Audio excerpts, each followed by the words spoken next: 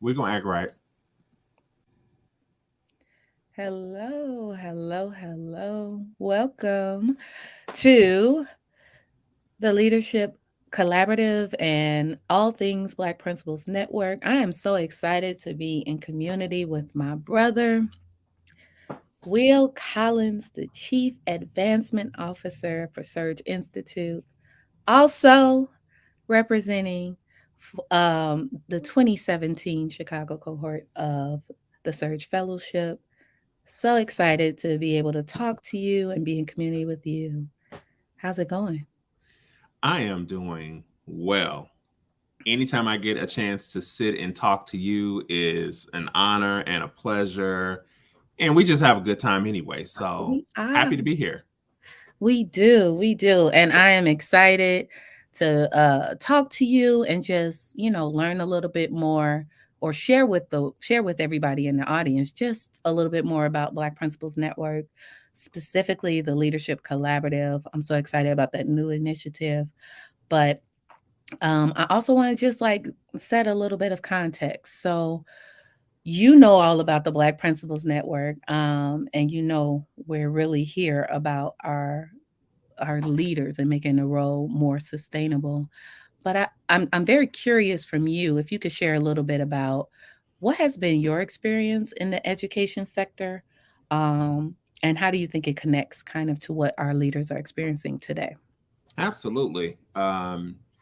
I think this that question sort of takes me back to when I was leaving the corporate sector and sort of making the decision to do work that really meant the world to me, which is working in schools, around schools, in the schools ecosystem. And so when I got into the classroom, um, pretty much everything I expected it to be came true. But I think for me, one of the things that I underestimated was just the amount of emotional labor that is Mm, required to really do this work well.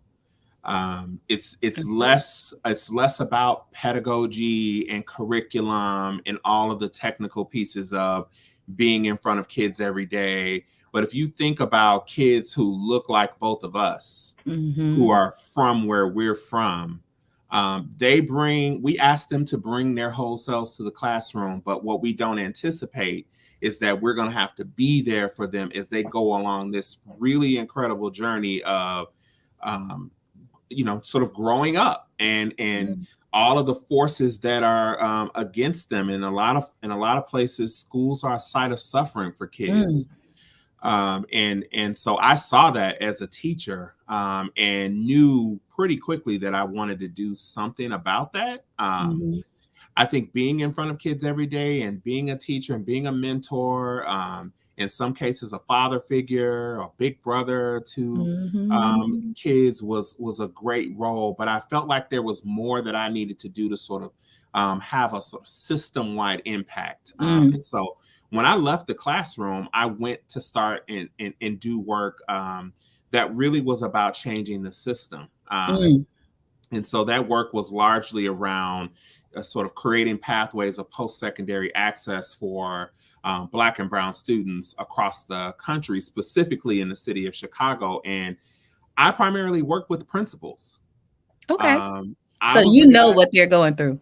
Yeah, I I walked in those school buildings, and I would talk to those principals, and I would see this tension on their faces of wanting to do all the things for all the kids, but being constrained in a lot of ways. And so I felt a lot of empathy for principals as I worked with them and talked to them.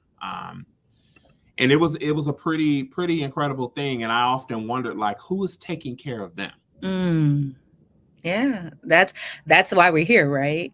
right? That is the question, and I think that for many of us, I know myself included, it's very hard when you're in the school to think about the whole ecosystem that exists, that all the different roles that tie into what is happening within that school building.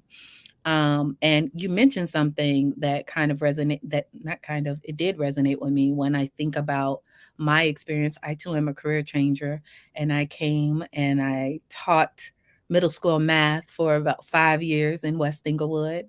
Shout out to Asa Philip Randolph Elementary School. And then from there, I then became the assistant principal of that school. And I served there for about 5.5, 6 years in that role. And then from there, it was hard leaving that community because you put so much heart into that work. You put so much love. These people become your family. I know even when I go back now, some of my kids, their kids go there. So it's that generational piece, and you're so tied to their future, and you went with them through their um their struggles, the loss of parents. You've gone with them through um them recognizing life or experiencing life sometimes a little faster than they should have, right? And you take in all of that, and there's no book on that, right? And it's not happening in isolation. You're not the only person that is experiencing that.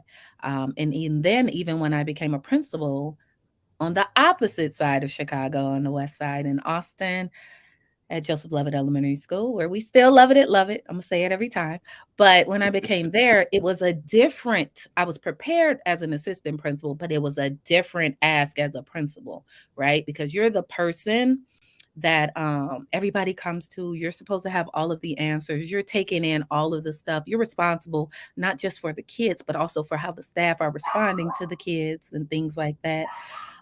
So there's that kind of different weight. And then you have the pandemic. Then you have the racial reckoning and unrest that was happening across the nation. And so Mm. we already were wearing so many hats and doing so many different roles in school leadership. But like I've mentioned before, you're also experiencing this in a different way because we know the pandemic disproportionately impacted our communities. You're also experiencing the racial injustices that we hear about in history, but you're experiencing them real time, like, and with your kids, right? So everybody's experiencing this at the same time. And it's like there are times when I had to be like, how do I lead through this? How do I'm experiencing this first as myself, but then I gotta lead my community and my kids and staff and everybody that looks like me through this, while still holding true to the vision and all of that that's going on. So I say that to say it is a heavy lift. It is a heavy weight. We hear heavy is the head that wears the crown. That is often said, but that is true, and it can be very isolating. And so for me, I did have a group of principals. That's what we call them, that I Yes. could relate to and run, and discuss some things with. But that's not the case for everybody across the nation. So where is their community? And that's kind of how I joined Black Principals Network. But because before we get there, I would love to hear a little bit about how Surge and Black Principals Network kind of like, what is the origin story of that, if you will? Oh yes, this is a story that I love to tell, because it has truly been a labor of love to bring this thing to life. So if you think about the fact that for almost a decade now, Surge has been an oasis of healing and support and love and care and liberation for Black and Brown leaders across the country now, 7 cities. If you think about all of the folks that are now have the right to call themselves Surge alums, one of the things that we can all say is that our Surge experience was transformative. You hear that Mhm, so many times. mhm. And so we've been fortunate to be able to partner with some amazing um, organizations over the years, namely the Schusterman organization. The Schusterman Philanthropies has been a Woo-hoo. core partner to Surge for many, many years, and has made transformative investments in our work. And so one random day, and not even joking, I checked my email and I received an email from someone who was affiliated with Schusterman. And she said that they had an idea that they wanted to talk to us about. And I was like, oh, okay. So I shoot the note over to Carmita. I'm like, hey, they want to talk to us about this thing. And she's like, well, take the call. Let's see what it's about. And so um, that call turned into Schusterman saying to us, like, look, we have made an investment to create an organization, a program called the Black Principals Network. We've made some investments in that work. We've recruited some Black principals from across the country to be a part of that work. But we've only created a skeleton plan. Mhm. We have a blueprint. But we really need an organization like Surge, who is known for all the things that I just talked about, to really come in and inject the meat into the thing that we wanted to bring to the world. And so we made a pitch for it. We put together a whole deck, and I will never forget, because one of the data points that we had in our slides was that we had several Black principals that were Surge alums, and your picture was in the center I of saw it. that slide. And we were like, yes. And so immediately we started to think, like, wow, if we brought this to Surge, like, Mhm. Tershawn is the kind of leader that we would want to, like, really take this thing and run with it. And so we pitched for it. They loved the pitch. They were like, great, we want you to take it over. Or so we acquired the Black Principals Network. And so the first thing that was on my to-do list was like, let's find a leader. And I talked to Carmita one time. I'm like, you thinking what I'm thinking? And she's like, yep. And I was like, okay, so I know exactly who I need to call. And the rest has really been history and has come to this beautiful point that you have led. And so I take my hat off Mhm. to you and applaud you, my dear sister, because you have done a fantastic job leading this Oh, organization. you know I don't like to be shamed in public. Thank you. I appreciate it. Look, I appreciate it. So uncomfortable. All right. But yeah, no, it was so, and the funny thing, the parallel, I appreciate all of that. And I'm so grateful to be here. And the funny parallel is that in 2019, we began our cohort. We're Shy 2020 Resurgence. Okay. So I was in the fellowship, and at that time, there was no greater time for me to be in the fellowship, because I was a seasoned school leader, but there was a lot of things happening in Chicago at that time, that definitely impacted the educational landscape. We had strikes going on. There was a whole lot of going on. And then in 2020, we have the pandemic. And then we also have everything that was going on with George Floyd and all of that kind of stuff. And so I was looking for resources. Um, Surge Chicago, of course, or Surge Institute, they were very good about giving us resources while in the fellowship and giving us that pause. And a lot of that is what I modeled for my staff is like, yeah, we're not going to pretend like this is business as usual. We're going to pause. We're Yep. going to take a moment and we're going to acknowledge what's happening and use these as teachable moments also for our kids and allowing them to express themselves. But additionally, I had saw Black Principals Network and I was like, ooh, let me join that. Unbeknownst to me of what all was happening or what was gonna happen the next year in 2021 when you all started, or they started courting each other. And then to know that right when I loved my school. I loved being a school leader, but there had been a lot of things that were also happening personally within my life. And I was trying to navigate that delicate balance of being a school leader and being human, right? When I got the call that, hey, this might be something that you're interested in. And I'm like, well, I'm a member of Surge, I'm a member of BPN. I might can make this work. And I was experiencing something where I felt like I was doing really good at my job, but I was not doing really good for myself. I did Yeah. not have healthy boundaries. I did not have those kinds of things. Um, but I knew the beauty of having a strong community. I knew the beauty of having principals that I could call and sometimes just be like, I need to tell you what happened because only you would understand.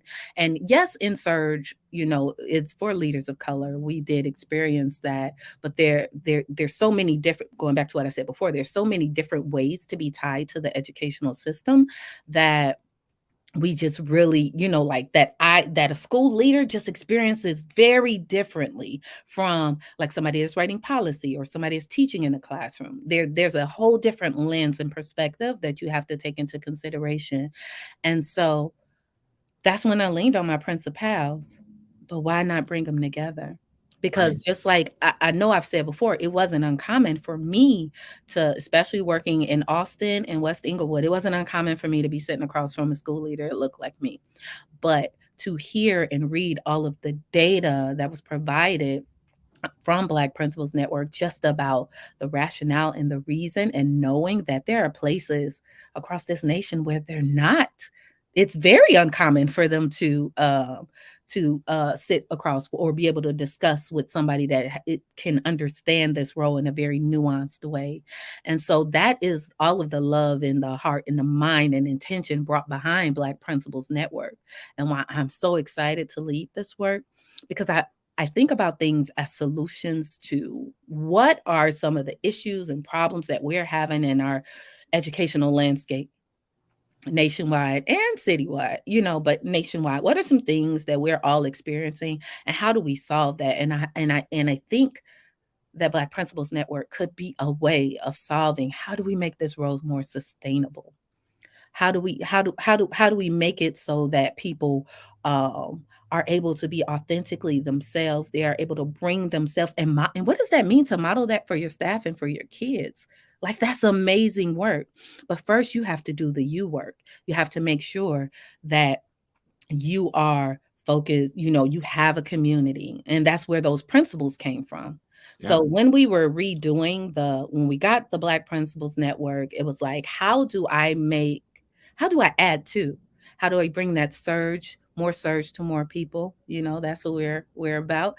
How do we do that? And one of the ways was to really look at the mission and vision and rework it in ways where it reflected, or add to it where it reflected what is going on right now. Because yes, it was Mhm. created in 2020, but what are the needs in 2022 and even 2023 moving on? And so we identified the core principles of community, making sure that our network is a community and a safe space for you to be authentic and to share your experiences. You have to feel comfortable doing that. And the only way you do that is by building relationships and community.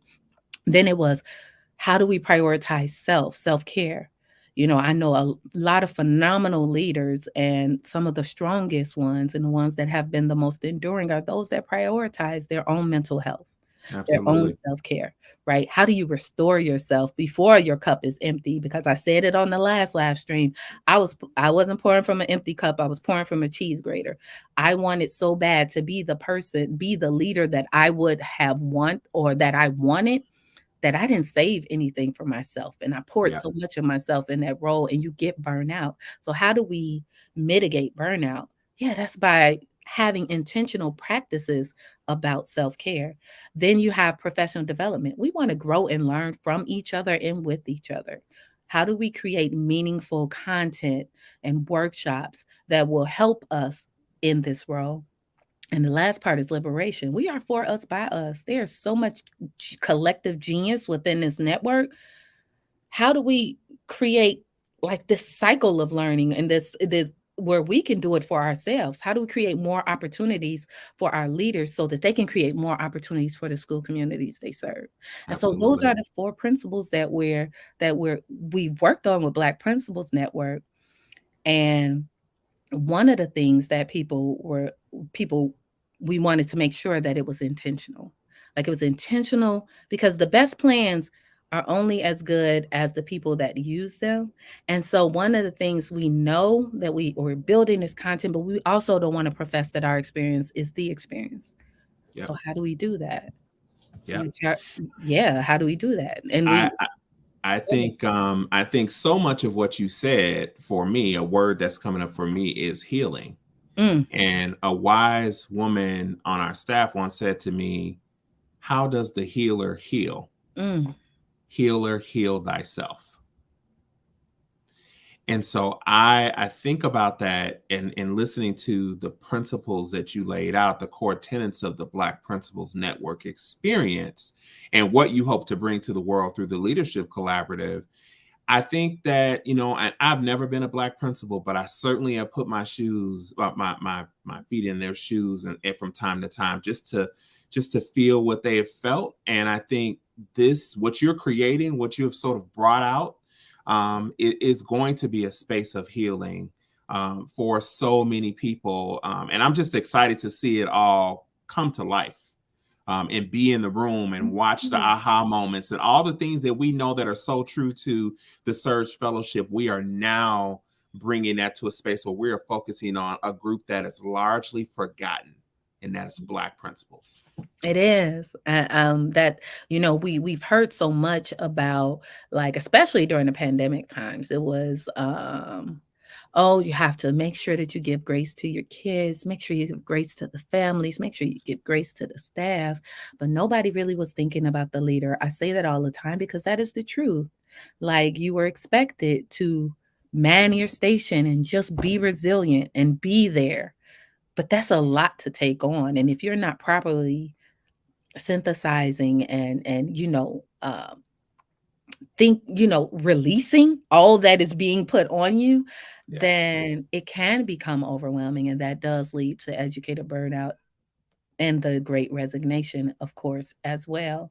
So in thinking about what you said, that was a question, like, what is it that people need? Like, Yeah. I don't want to say what you need. What do you need? So we held a focus group. Shout out to Skylar and Richard. Those were my people who definitely helped us gather as much data as we were building this thing out.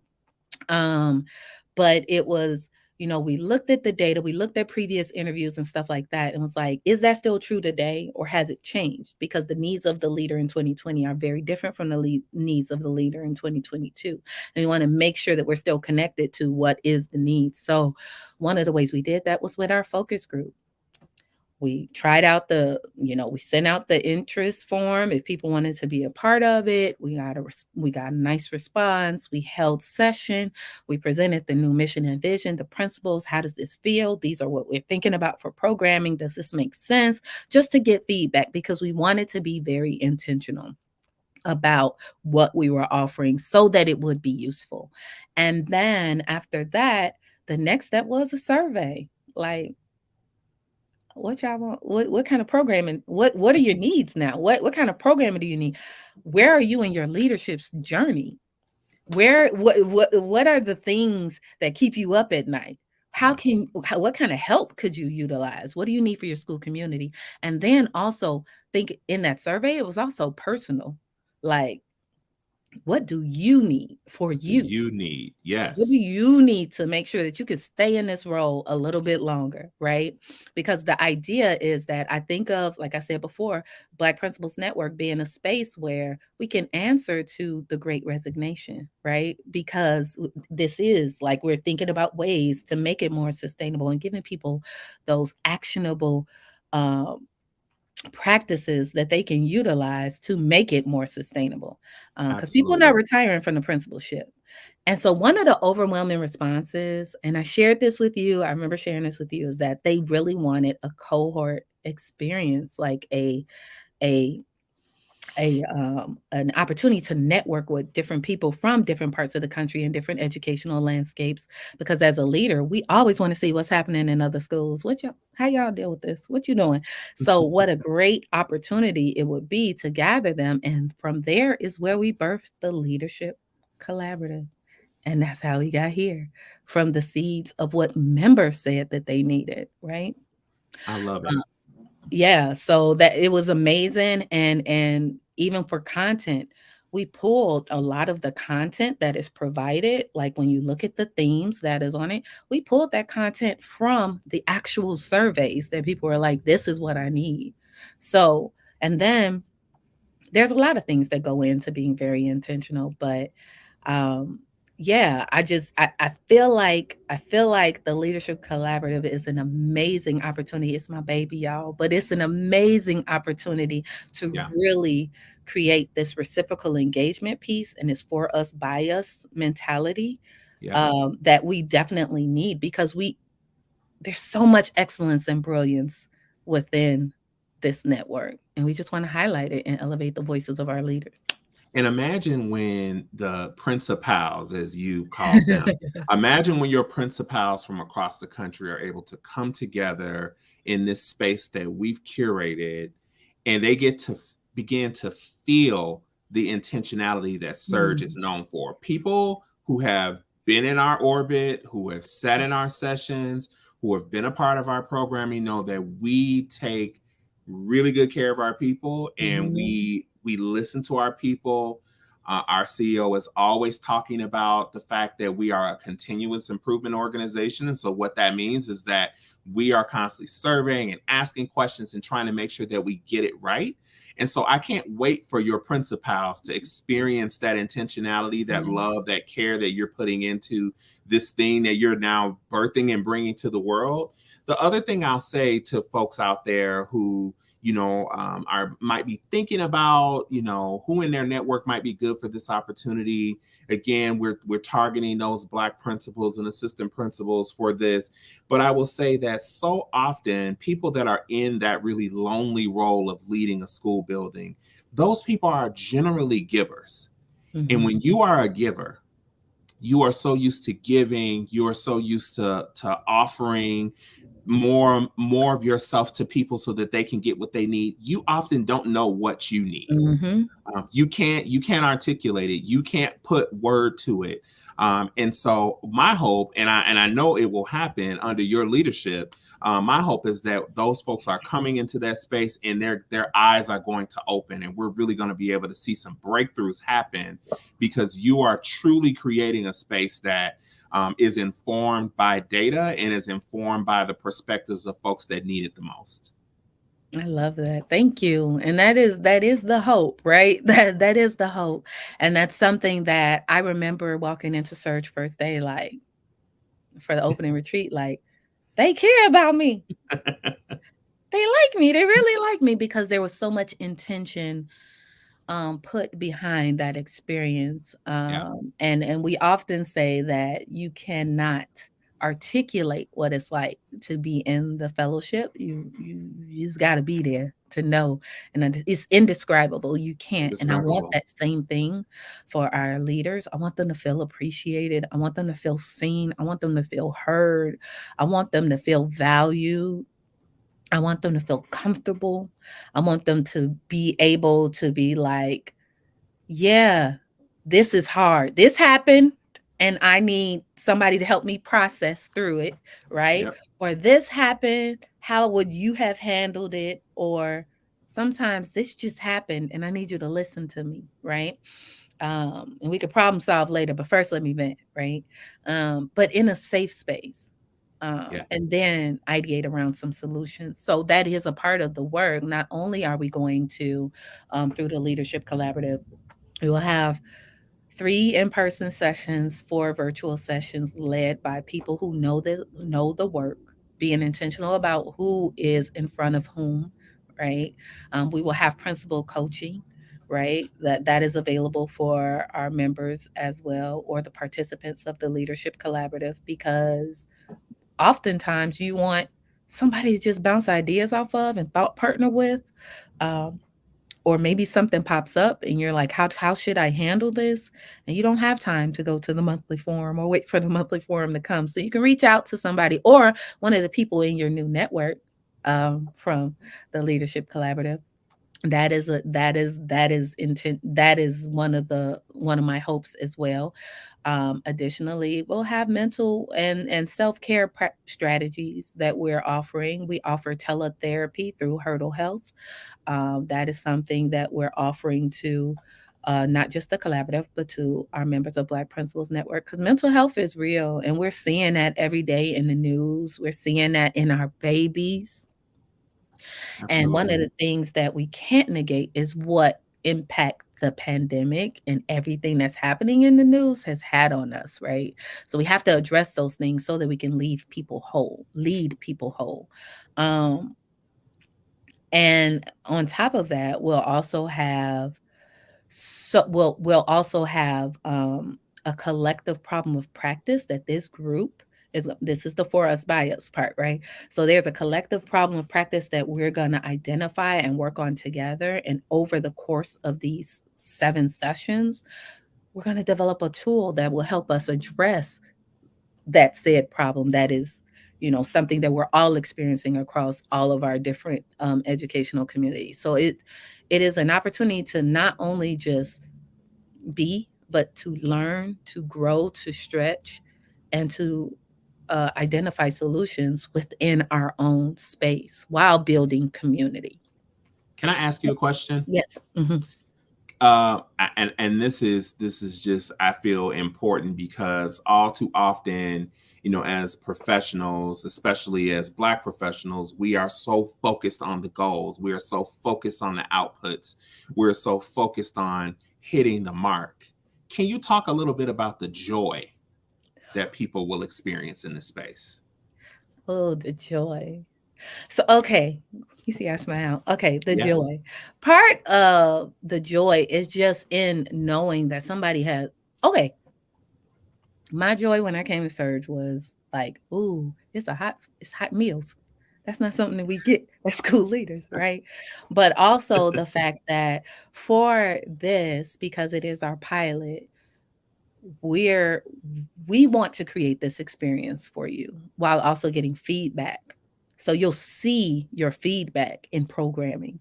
You will be able to see yourself in the solutions. You will be able to problem solve with people that understand what you're going through.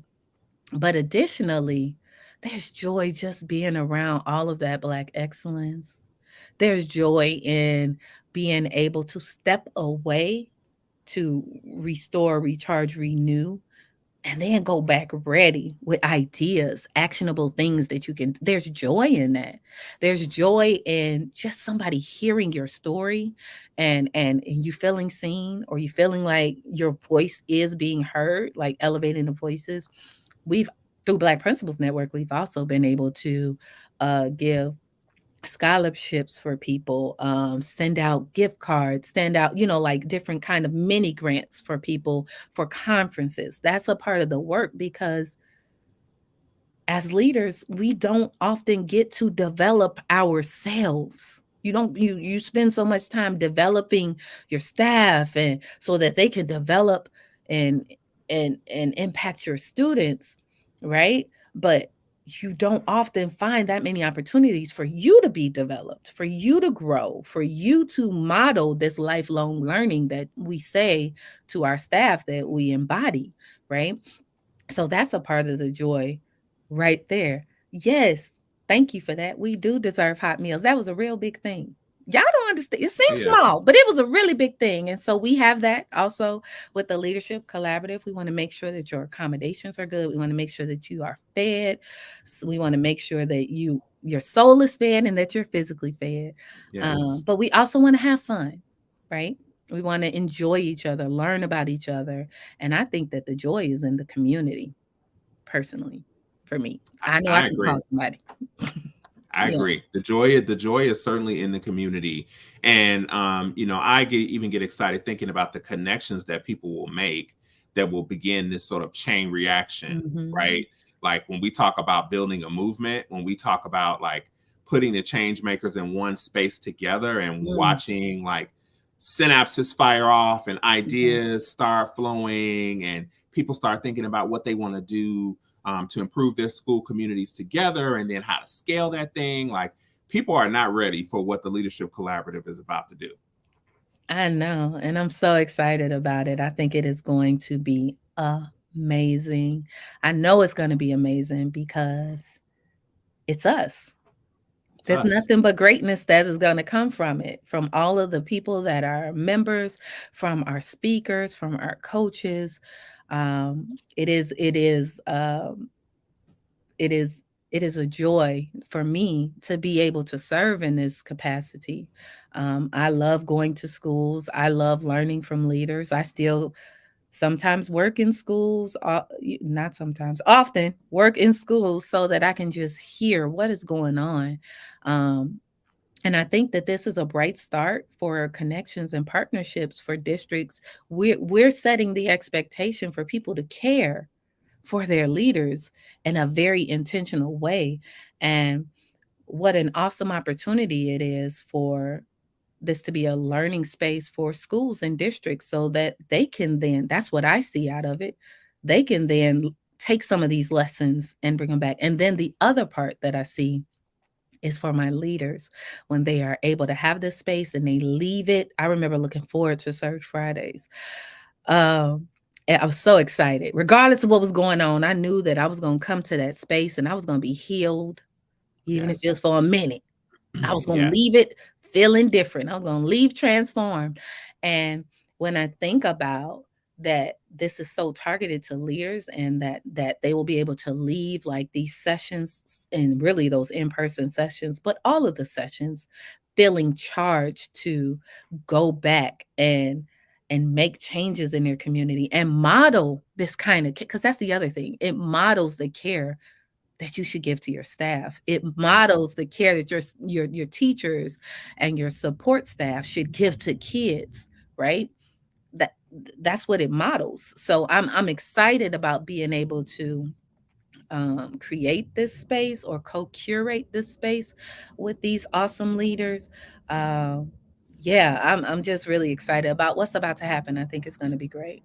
So let's role play for a second. Okay, So I'm a black principal. hi, Black I, Principal.